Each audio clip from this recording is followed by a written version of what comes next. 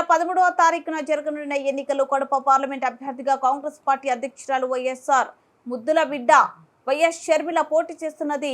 ఓటర్లందరూ YS షర్మిలకు vote వేసి గెలిపించాలని వైఎస్ఆర్ భార్య వైఎస్ విజయమ్మ ఓటర్లను కోరారు.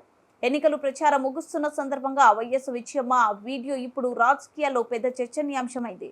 వైఎస్ విజయమ్మ ఎన్నికల్లో మౌనంగా ఉందని అందరూ భావించారు. అయితే ఒకసారిగా వైఎస్ షర్మిలకు ఓటు వేసి గెలిపించాలని వీడియో విడుదల చేయడంతో వైసీపీలో అలజడి మొదలైంది. మరి కడప ప్రజలు వైఎస్ షర్మిలను గెలిపిస్తారో లేదో వేచి చూడాలి.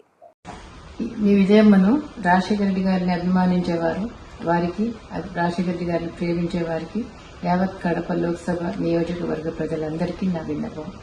రాజశేఖర రెడ్డి గారిని ఏ విధంగా మీరు అభిమానించారు, ఏ విధంగా హక్కును తీర్చుకున్నారు, ఏ విధంగా నిలబెట్టుకున్నారు, ఆయన కూడా ఆయన ఊపిరి ఉన్నంత వరకు ప్రజాసేవలో మీకే అంకితమయ్యారు. మీకు సేవ చేస్తానే ఆయన చనిపోయారు. ఈరోజు ఆయన ముద్దుబిడ్డ షర్మిలమ్మ పార్లమెంట్ కంటెస్ట్ చేస్తూ ఉంది.